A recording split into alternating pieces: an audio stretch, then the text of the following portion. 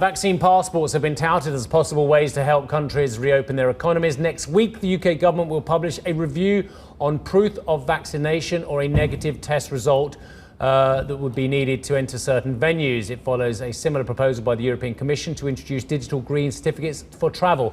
Verifiable Credentials has been looking at ways to make digital certificates safe. Joining us now is the Managing Director, the CEO, David Chadwick. David, really nice you could join us. Thank you very much indeed, sir.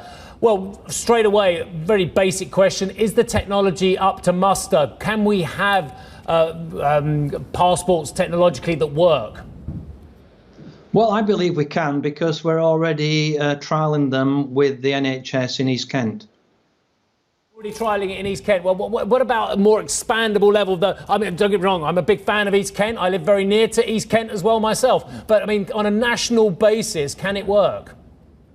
Well, yeah, the only difference really is access to the database. East Kent only have in their database details of the people that they have vaccinated, and they are then entering these details into the national database that is being collected by the NHS. But they do not have access to the national database, and neither do we. But if we did have access, then we'd be able to give vaccination certificates to anybody who was in the national database. I'm just going to expand. I'm very lucky. I'm going to tell the viewers something I haven't told them before. I've had my first jab, and I believe my colleague has had his as well. And I hope you've had your first jab as well. It seems very unfair that us old and gentlemen of a certain age that we are, that we can have vaccine passports, but a huge proportion of the younger population who are desperate to get out there, have had years of just a year sitting at home, basically, that they can't. Is there a moral argument to this?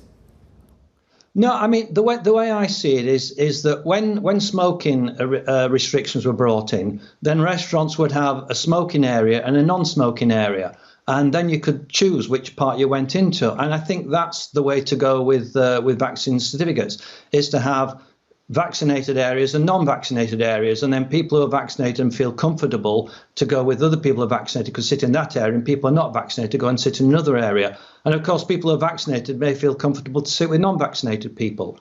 And I think that's the way to go. I don't think it should be a question of banning people, but a question of choice. I know myself, I would feel more comfortable if I went to a theatre, if I was sitting in an area where there were only vaccinated people. Can I just broaden out, David, and talk about the treatment of data across different countries? Isn't that the fundamental problem with then expanding out the vaccine passports, that in different locales you have different attitudes towards data security and what is acceptable and what isn't acceptable to disclose?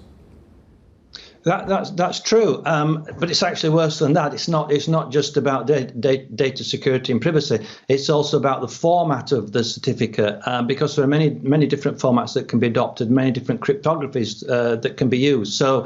So you don't even have technical into working at the moment. But assuming we could address those technical issues and get into working, then you're right. There are different laws in different countries and different views of privacy. So what we've done with our particular solution is made it the most privacy protecting possible, so that it complies with GDPR and allows the absolute minimum of data to be revealed. In fact, it's possible for no data to be revealed, no personal data at all to be revealed, just to let someone know I have been vaccinated. And if you actually build your system to be the most privacy protecting, then of course you can reduce that privacy and you can make it totally revealing. But if your system is built to be totally revealing in the first place, you cannot bolt on privacy afterwards. David, in your business model, who pays for this and how do they pay and how often do they pay? Right. So in our business model, the people who would pay would be the people who would benefit. And so what we're proposing is microcharging of businesses who will accept people with vaccination certificates. So the certificates are free to obtain if the NHS makes them free to obtain. They could be free to obtain for the person in the street. They would go along to a restaurant, cinema, or wherever, and if that if that venue wants to allow the people to come in and feels it can make more money by having people who are vaccinated sitting next to each other, don't have social distancing or anything like that, then the restaurant will make money, and a microcharge on checking the certificate would allow us to make some money as well. So it's a win-win situation.